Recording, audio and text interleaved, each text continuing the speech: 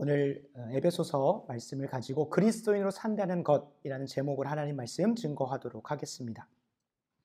그리스도인은 하나님의 영광을 인생의 목적 삼는 자들입니다. 그리스도인으로 산다는 것은 하나님의 영광을 드러내는 것에 최고의 가치를 두고 산다는 것을 의미합니다. 이는 매주 주일 정해진 순서에 따라 드리는 예배로 마치는 삶이 아니라 도리어 주일로 모여 드리는 예배를 시작으로 선포된 말씀 속에 드러난 하나님의 영광을 삶의 모든 순간에 드러내는 것입니다. 바꾸어 말하면 하나님의 하나님 되심을 우리가 속한 가정과 학교와 일터 그리고 사회와 국가라는 삶의 전 영역에 비추이는 것, 우리는 그것을 다른 말로 표현하면 삶 전체가 예배가 되는 것이라고 말할 수 있겠습니다.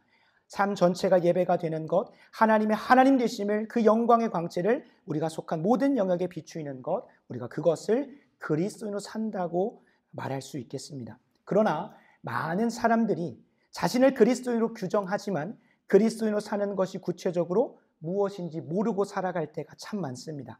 주말이 없이 교회에서 봉사하면서 사는 것을 그리스도인의 삶이라고 생각하기도 하고, 세상 속에서 조금 더 교양 있고 도덕적으로 고양된 삶을 사는 것이 그리스도인의 삶이라고 한정짓기도 합니다.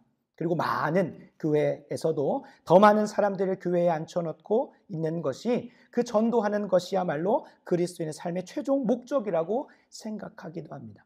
앞서 나열한 이 세 가지의 모습들이 그리스도인과 전혀 무관하다고 말씀드리는 것이 아닙니다.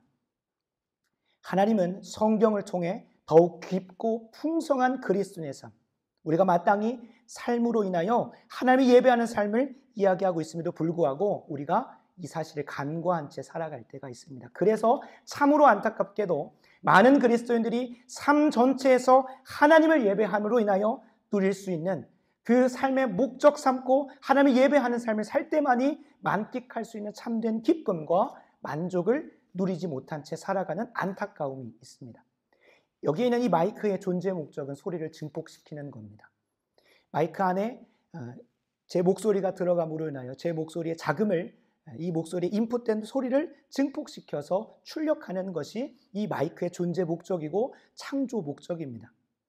이 마이크가 존재하는 이 목적대로 쓰임받을 때만이 이 마이크는 상당히 행복하고 만족을 누릴 수 있습니다. 그러나 이 마이크를 가지고 마늘을 다진다든지 못을 박는다든지 심지어 사람을 때리는 용도로 사용되면 그만큼 마이크가 불행한 것이 없습니다. 비가 오나 눈이 오나 이것이 비와 눈에 망가지는 한이 있더라도 이 입력된 소리를 증폭시켜 출력하는 용도로 쓰일 때만이 이 마이크는 다른 사람들이 보기에 심히 좋다고 평가받습니다. 사람도 마찬가지입니다. 이사야 43장 21절에 이렇게 하나님은 기록합니다. 이 백성은 내가 나를 위하여 지었나니 나를 찬송하게 하려 합니다. 다른 말로 바꿔보면 이 백성은 내가 나를 위하여 창조하였나니 나를 예배하게 하려 함이니라. 아멘.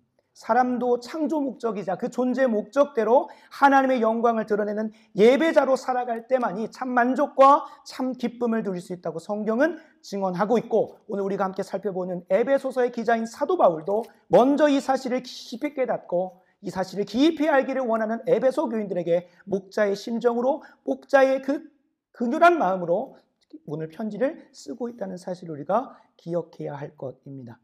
우리의 노예진 삶의 현장이 어떠하든 그것이 고난과 핍박이 산적해 있고 삶의 염려와 근심이 가득한 삶이라 하더라도 하나님의 영광을 위해서 살아갈 때만이 우리 그리스도인은, 우리는 참된 만족을 만끽할 수 있음을 기억하시기 바랍니다. 오늘 함께 말씀을 살펴보면서 그 신비를 먼저 깨달았던 사도 바울의 고백을 살펴볼 것입니다. 함께 본문 속에서 첫 번째, 그 사도 바울의 동일한 고백이 우리의 삶 가운데도 동일하게 고백되어지길 간절히 소원합니다. 두 번째로, 거기서 끝나는 것이 아니라 나의 인생 가운데 펼쳐질 하나님의 창조 목적, 창조 목적의 큰 원리와 원칙은 동일하지만 하나님께서 사도 바울은 소아시아와 유럽 그리고 초대교회 복음화를 위해서 쓰셨다면, 그리고 106년 전 3.1운동의 귀한 신앙의 선배들인 민족 대표 16명을 통해서는 이 나라와 이 민족 한반도 땅에 해방과 또 교회가 세워지기 위해 힘쓰는 그 목적대로 쓰셨다면, 이 자리에 오늘을 살아가는 저와 여러분들에게도 동일하게 이 말씀을 가지고 어떤 창조 목적대로 남은 인생을 살아가게 하실지 추상적인 것이 아니라 구체적으로 찾아가게 하실 줄로 믿습니다. 오늘 그 여정이 시작되는 귀한 말씀의 시간 되길 소원합니다. 오늘 본문은 사도 바울이 하나님의 영광을 위해 살다가 감옥에 갇혀 있을 때를 배경으로 하고 있습니다. 그리고 에베소서의 수진자인 에베소 교인들도 동일하게 갇혀 있습니다. 사도 바울과 같이 감옥에 갇힌 것은 아닙니다. 그러나 그리스도인이라는 정체성으로 인해 온갖 고문과 죽음의 위협에 갇혀 있었고, 당시 황제 숭배를 하지 않으면 먹고 살 수 있는 길이 열리는 상인조합의 가입이 불가능했기 때문에 경제활동의 제약에 갇혀 있었습니다. 이것은 그 당시의 초대교회 교인들이라면 누구나 겪었을 것이지만 특별히 에베소 교인들이 한 가지 더 갇혀 있는 것이 있었습니다. 그것은 신앙에 대한 회의에 갇혀 있었습니다. 에베소라는 도시는 우리 7대 불가 사이에 들어가 있던 아르테미스 신전이 있을 정도로 아주 종교 중심적으로 산업과 경제가 발달한 도시였습니다. 그 종교 도시에서 그것을 아르테미스 신을 섬기는 자들이 누리는 부와 명예, 삶의 평안함은 오히려 온 우주 만물의 창조주가 되신다고 하는 그 하나님을 예배하고 섬기는 자들이 누리는 핍박과 박해를 더 초라하게 만들었습니다.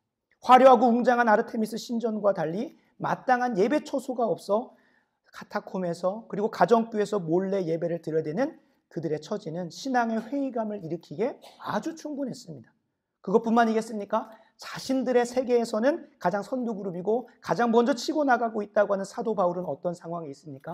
그 이스라엘 그 초대교회의 지도자라고 했던 사도 바울은 현재 감옥에 갇혀 있습니다. 그래서 오고 가지도 못하여 편지를 쓰고 있는 이 상황이 그 에베소 교인들이 신앙이 드러나요, 그리스도의 정체성으로 인하여 마주하는 처량함과 회의감을 더욱 증폭시켰습니다. 그런 그들에게 사도 바울은 아이러니하게도 하나님에 대한 찬송으로 편지를 시작합니다. 3절입니다. 찬송하리로다. 하나님 곧 우리 주 예수 그리스도의 아버지께서 그리스도 안에서 하늘에 속한 모든 신령한 복을 우리에게 주시되 믿음의 눈과 귀가 열린 자에게만 보이고 들리는 하나님의 영광을 찬송하는 것으로 편지의 서문을 엽니다.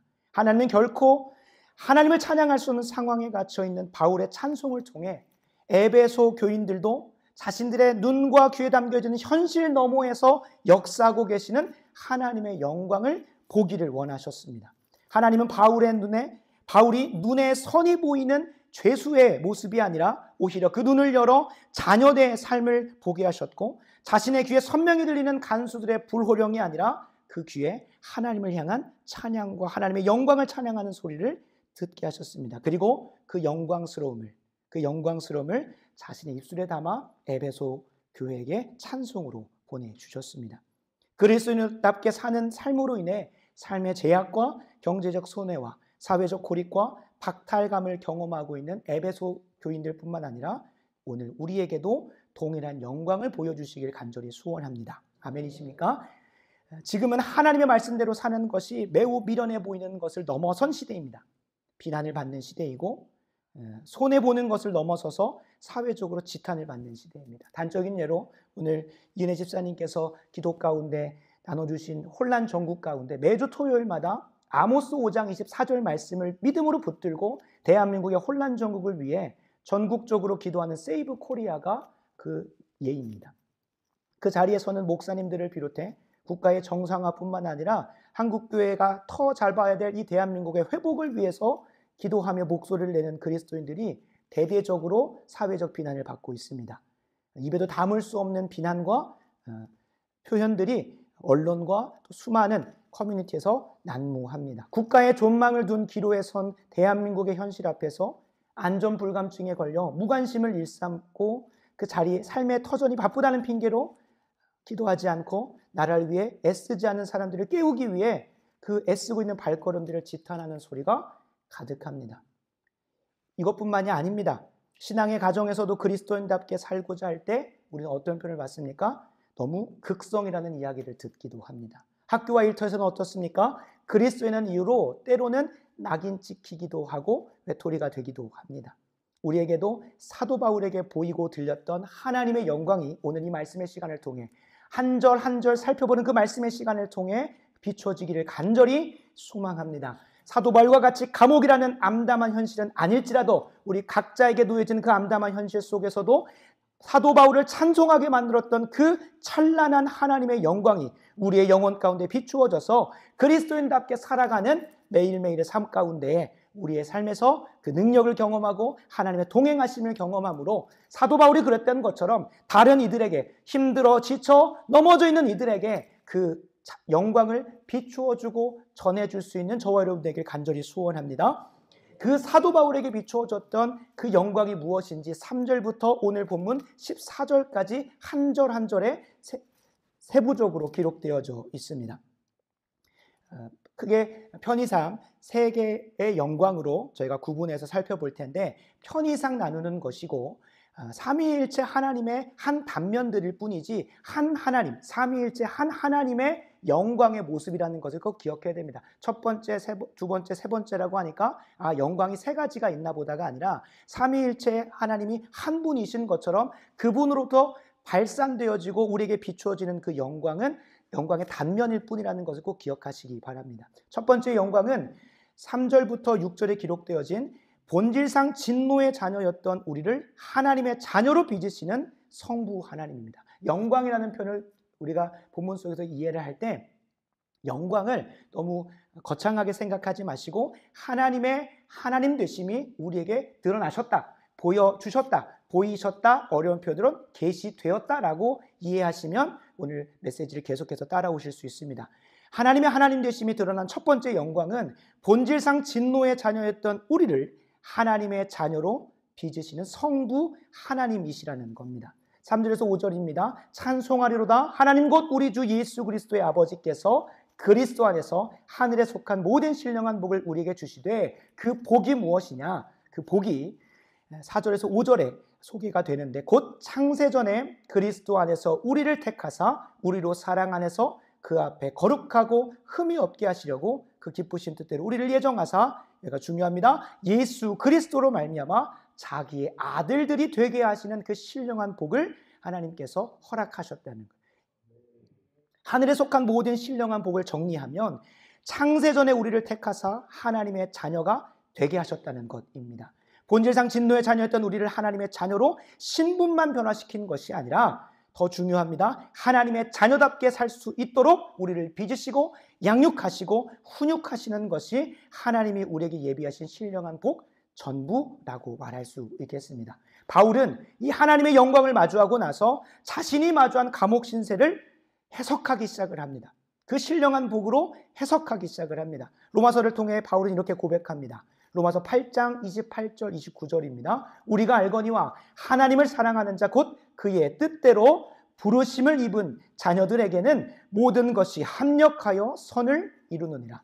하나님이 미리 아신 자들을 또한 그 아들의 형상을 본받게 하시기 위하여 미리 정하셨다라고 로마서 8장을 통해 사도 바울은 이 감옥과 같은 암담한 현실을 합력하여 선을 이루어 가시는데, 그 선의 목적이 내가 생각하는 선이 아니라 29절에 나온 것처럼 하나님이 미리 정하신 자들을 또한 그 아들의 형상, 그 예수 그리스도를 닮아가시기 하기 위해서, 자녀다운 삶으로 바꿔가시기 위해서 이 고난마저도, 이 암담한 현실마저도 허락하셨다는 것을 해석하기 시작한다는 겁니다. 실제로 같은 옥중 서신으로 편제되어 있는 빌립보서에서는 감옥 가운데 있을 때에 하나님께서 그 인생에게 자녀답게 자녀의 형상을 가졌다는 것을 입으로 고백하게 합니다. 빌립보서 4장 11절 12절입니다. 어떠한 형편에든지 나는 자족하기를 배웠노니 나는 비천에 처할 줄도 알고 풍부에 처할 줄도 알아 모든 일 곧 배부름과 배고픔과 풍부와 궁핍에도 처할 줄을 아는 일체의 비결을 배웠노라. 아멘. 첫 번째, 하나님께서 사도 바울에게 보이셨던 것은 자녀 삼으시고 자녀로 빚으시는 성부 하나님을 비추어 주셨습니다. 그래서 보이는 현실 너머에서 보이는 그 영광으로 인하여 자신의 처지에 상관없이, 자신의 상황과 환경에 상관없이 바울은 불평과 낙심과 낭망이 아니라 하나님을 찬송할 수밖에 없었습니다. 두 번째로 사도 바울에게 비추었던 그 영광은 우리를 기업의 상속자로 세워 온 만물의 하나님의 통치를 회복시키시는 성자 예수님입니다. 본문의 그 7절부터 12절이 성자 예수님의 영광을 기록하고 있는데 워낙 길다 보니 이것도 정리하는데 좀 길었습니다. 우리를 기업의 상속자로 세워 온 만물의 하나님의 통치를 회복시키시는 성자 예수님이 사도 바울에게 비춰졌던 두 번째 영광입니다. 11절에 보면 기업이라는 표현이 있습니다. 11절을 제가 읽겠습니다. 모든 일을 그의 뜻대로 결정하신 이의 계획을 따라 우리가 예정을 입어 중요합니다. 그 안에서 기업이 되었다. 그리고 세번역 성경으로는 이 기업을 상속자라는 표현을 씁니다. 그러니까 예수 그리스도께서 우리의 죄를 사하시는 속량을 통하여 우리에게 열어놓으신 길이 있는데, 그것은 하나님의 자녀가 되는 것을 끝나는 것이 아니라 자녀된 자들이 하나님께서 예수 그리스도에게 맡기셨던 그 기업과 그 사명을 상속하여 감당하는 것을 허락하셨다는 것이 사도 바울이 두 번째로 보았던 영광입니다. 그 기업과 상속은 10절에 이렇게 기록되어져 있습니다. 10절입니다. 하늘에 있는 것이나 땅에 있는 것이 다 그리스도 안에서 통일되게 하려 하심이라. 아멘.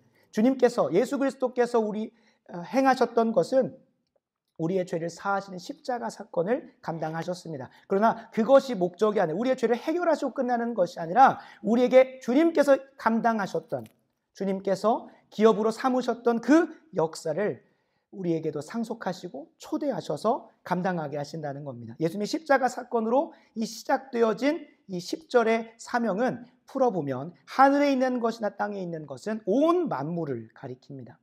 그리고 다 그리스도 안에서 통일되게 하려 하심이라는 표현을 조금 쉬운 표현으로 세번역 성경을 가져와 봤습니다. 하나님의 계획은 때가 차면 하늘과 땅에 있는 모든 것을 그리스도 안에서 그분을 머리로 통일시키는 것이다 라고 머리라는 표현이 들어옵니다. 우리는 머리라는 표현을 써준 사도 바울에게 감사해야 합니다. 통일이라고 하는 표현을 쓰면 남북한이 통일되는 것 같고 좌우가 통합되는 그런 표현을 생각을 하는데, 오히려 우리의 손과 발이 이 머리, 한 머리의 통치를 받아 이순종이라고 하는 한 인격체로 한 사람으로 통일이 되어집니다. 그 통일의 의미입니다. 온 우주 만물이 공중의 권세 잡은 자 사단 마귀로 인하여 하나님의 통치를 벗어나 자신의 소견에 오른 대로 망가져 버렸습니다. 그때에 예수 그리스도의 십자가 사건으로 죄의 모든 통치를 끊으시고 온 우주의 머리가 되심으로 다시금 하나님의 통치가 회복되게 하셔서 하나님의 나라가, 하나님께서 원래 창조하셨던 그 모습 그대로 통치가 회복되게 하시는 것을, 단순히 예수님이 십자가 사건으로 다 종결시키셨지만 그 십자가 사건을 시작으로 하여 우리 한 사람 한 사람을 그 상속자로, 그 기업으로 부르셔서 감당하게 하신다는 겁니다. 이 믿음의 고백을 갖고 있었던 사도 바울은 로마서 8장 17절에 오늘의 현실의 삶을 이해할 수 있는 믿음의 고백을 합니다. 로마서 8장 17절입니다. 자녀이면 또한 상속자, 곧 하나님의 상속자요 그리스도와 함께한 상속자니. 마치 에베소서하고 너무나 연결이 됩니다. 그러나 여기에 사도 바울의 믿음의 고백이 있습니다. 우리가 그와 함께 영광을 받기 위하여 고난도 함께 받아야 할 것이니라. 아멘. 그러니까 사도 바울의 하나님의 영광을 위하여 그 상속자로서 사는 삶 가운데 감옥에 갇혔습니다. 이 고난마저도 하나님께 허락하신 영광을 받기 위해 마땅히 감당해야 된다는 사실 앞에서 자신의 눈으로 보기에는 왜 하나님 뜻대로 살고 하나님 영광을 위해 살면 만족과 기쁨과 즐거움과 평탄과 평안과 평통과 형통이 있어야 되는데 그것이 아니라 왜 감옥에 갇히게 되는가? 그러나 그 현실 앞에서도 두 번째 영광, 성자 예수 그리스도를 통하여 그분이 머리 되시고 온 우주 만물을 다시 회복시키시는 그 상속자로 부르셨다는 믿음 안에, 아, 나에게도 이런 고난이 당연히 오는 것이구나 라는 것으로 현실을 이해하고 오히려 하나님 말씀대로 되어져 가니까 찬송이 터져 나왔던 것입니다. 사도 바울이 십자가 사건을 경험한 이후에 소아시아와 유럽 전역에 예수님의 통치가 임하는 교회를 세우게 하셨고, 에베소 교인들을 통해서는 에베소에 예수님의 통치가 회복되는 교회를 세우게 하셨고, 100년 전 한반도에는 전 근대적인 문화를 물리치고 선교사들을 통해 예수님의 통치가 임하는 교회들을 세우게 하셨습니다. 그리고 그 교회뿐만 아니라 우리가 교회를 세우는 것뿐만 아니라 106년 전에 기독교인 민족 지도자들을 통해 예수님의 통치가 이 한반도 땅에 임할 수 있도록 3.1 운동을 일으키게 하셨습니다.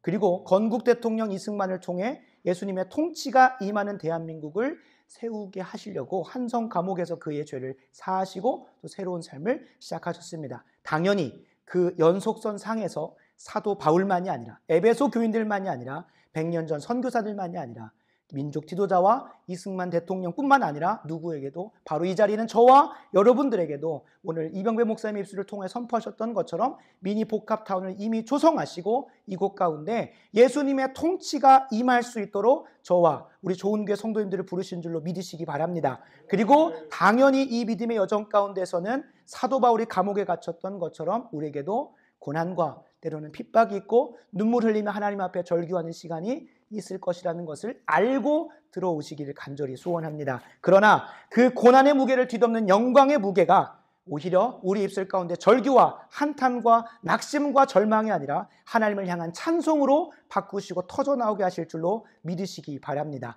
세 번째 영광을 살펴보고자 합니다. 이어지는 13절과 14절이 하나님께서 사도 바울의 입술 가운데 찬송을 담아내게 하셨던 세 번째 영광을 기록하고 있습니다. 세 번째 영광은 이 모든 비밀을 깨닫게 하시고 그 부르심대로 살아내게 하시는 성령 하나님이 세 번째 영광입니다.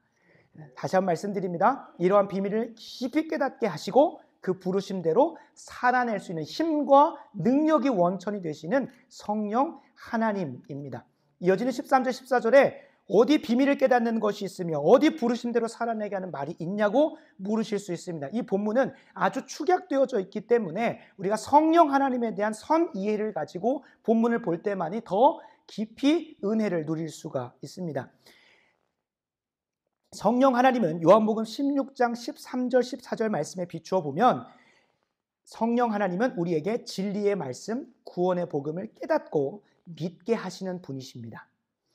제가 말씀 읽어드리겠습니다. 그러나 진리의 성령이 오시면 그가 너희를 모든 진리 가운데로 인도하리니 그가 스스로 말하지 않고 오직 들은 것, 하나님의 말씀인데요, 들은 것을 말하며 장래일을 너희에게 알리시리라. 그가 내 영광, 즉 예수님의 영광을 나타내리니 내 것을 가지고 너희에게 알리시겠다라고 예수님께서 성령에 대해서 말씀하셨고, 성령은 우리에게 이 진리의 말씀, 하나님께서 우리를 향하여 가지고 계신 그 영광, 그 부르심의 말씀들을 깊이 깨닫게 하시는 것을 알 수 있습니다. 13절에 보면 그 안에서 너희도 진리의 말씀 곧 너희의 구원의 복음을 듣고 그 안에서 또한 믿어 약속의 성령으로 인치심을 받게 된다, 받았다라고 성경은 선포하고 있습니다. 말씀을 깊이 깨닫게 하시고 그 말씀대로 살아내게 하시는, 우리가 인치심을 도장을 찍는 것을 이야기합니다.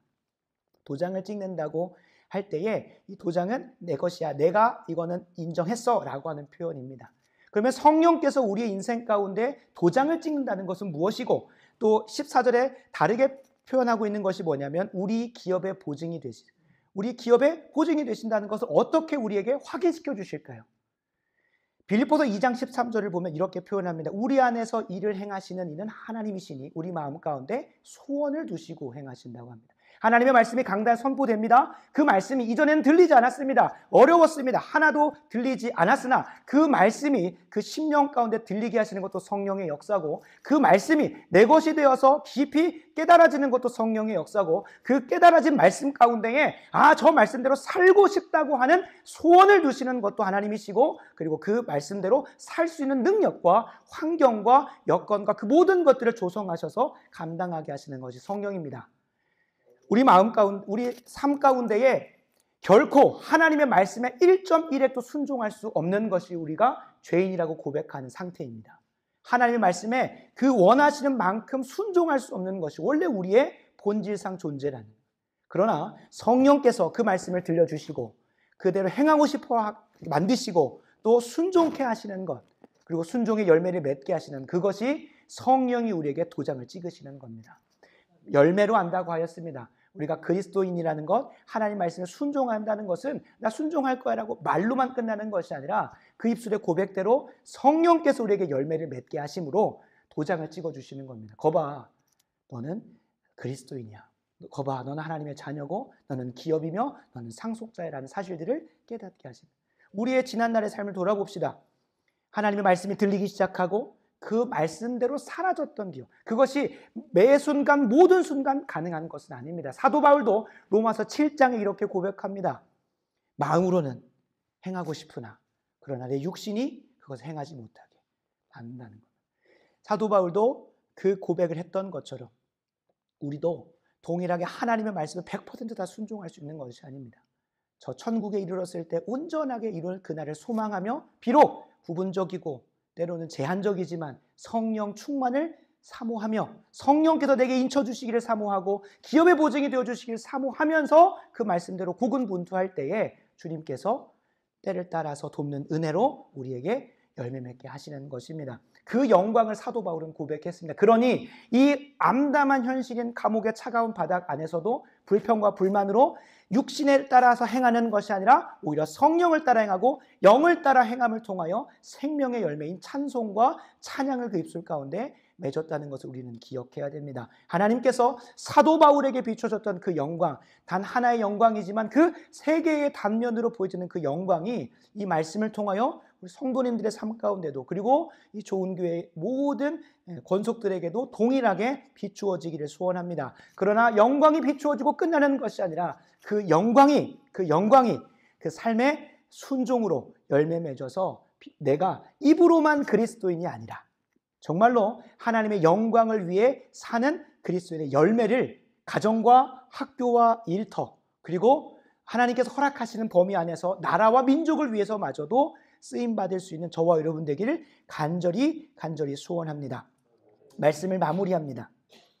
106년 전 한반도의 그리스도인은 당시 전체 인구의 2%밖에 안 됐습니다. 단 2%였습니다. 그러나 민족 해방과 광복을 위해서 독립선언문을 작성하고 외쳤던 3.1운동을 주도한 민족대표 33인 중에서는 16명이나 차지했습니다. 실제 찾아보니까 16명이 기독교인이고 16명이 천도교인이에요. 그러면 비율이 비슷하네. 그러면 영향력이 비슷했겠나가 아니라 원래는 우리가 잘 알고 있는 길선주 목사님이 주도하에 기독교 인사들로 주로 하려고 했습니다. 그러나 민족의 대통합과 하나 되기 위해서 자신들의 종교나 그런 색깔들을 다 정리하고 오직 이 대한민국의 해방과 광복을 위해서 마음을 모으자고 해서 천도교 16명을 넣어줬다고 하는 역사적 기록이 있습니다.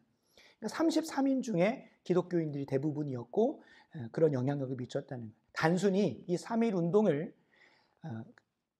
학교 교과서나 언론에서 나오는 것처럼 그냥 애국심에 일어났던 운동이라고 생각하시면 안 됩니다. 민족 지도자 16명이 기독교인이기도 했고 우리에게 너무나 잘 알려진 열사 유관순 열사 같은 경우도 선교사 중에 엘리자베스 샤프라고 하는 캐나다 선교사 아래서 신앙으로 교육을 받아 그 신앙으로부터 나라와 민족 본인이 하나님을 예배하고 싶고 하나님을 찬양하고 싶고 하나님의 영광대로 살고 싶은 그리스도인답게 살고 싶은데 그것이 제약이 되는 이 일제시대로부터 자유로워지고 싶어서 그런 선택을 했다는 것입니다. 당연히 이 민족 대표들도 동일하겠죠. 단 2%밖에 미치지 못한 그들이었으나 하나님의 영광에 사로잡혀서 비록 일제시대의 억압과 핍박 가운데 있고 그리고 건국 이후에도 공산주의의 위협 아래서 어려움이 있으나 새마을운동을 중심으로 하여 새벽을 깨우고 기도하며 나라와 민족을 위해 살았던 그 신앙의 선배들을 통해 이 대한민국이 건강하게 지금 우리가 마음껏 하나님을 예배하고 그리스도인답게 살 수 있는 길을 열어놓았습니다.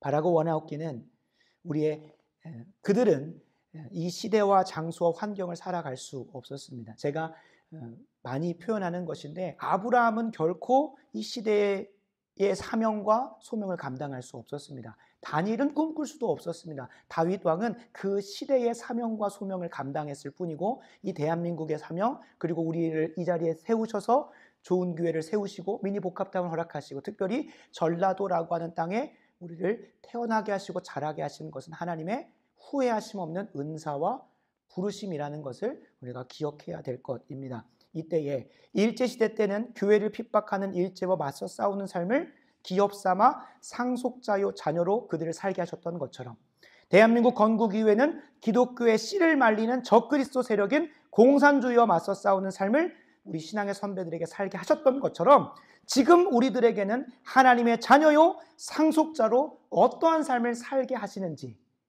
그 영광의 빛을 비추고 나서 하나님 영광스럽다 라고 끝나는 것이 아니라 내 영혼의 그 햇빛이 그 영광이 비추고 나서 나는 그러면 어떻게 기업으로, 난 어떻게 상속자로 하나님의 자녀로 살 것인가를 구체적으로 고민하시기 바랍니다.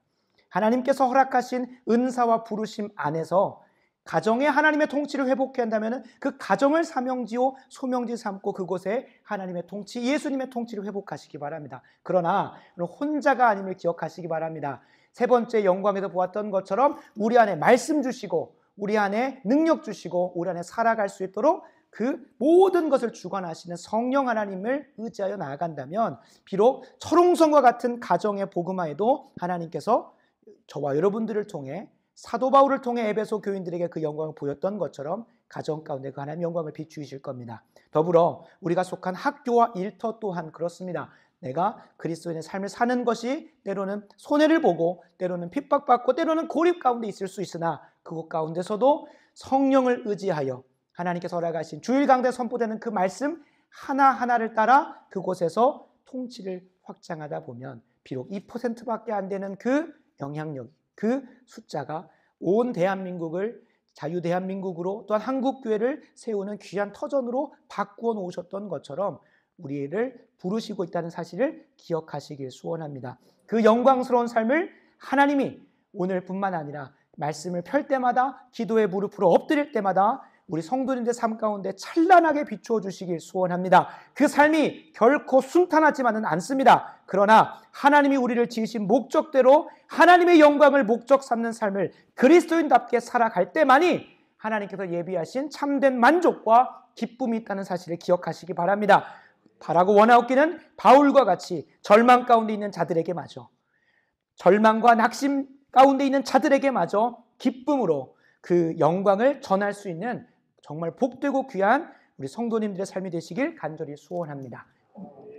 기도하겠습니다. 아버지 하나님, 오늘 사도 바울에게 먼저 보이셨던 그 영광을 이 말씀의 기록을 통하여 에베소 교인들에게도 그리고 우리의 신앙의 위대한 선배들에게도 그리고 2025년을 살아가는 우리 좋은 교회 성도님들에게도 비추어 주심에 참으로 감사합니다. 하나님 성령께서 그 비추어 주신 그 영광을 우리가 가두지 말고 삶의 순종으로 열매 맺어 우리가 속한 가정과 학교와 일터와 이 나라와 민족 가운데 그 영광 비추이는 삶 살아갈 수 있도록 은혜 더하여 주시옵소서. 모든 것 주님께 의탁하오며 우리 구주 되시는 예수 그리스도 이름으로 간절히 기도합니다. 아멘.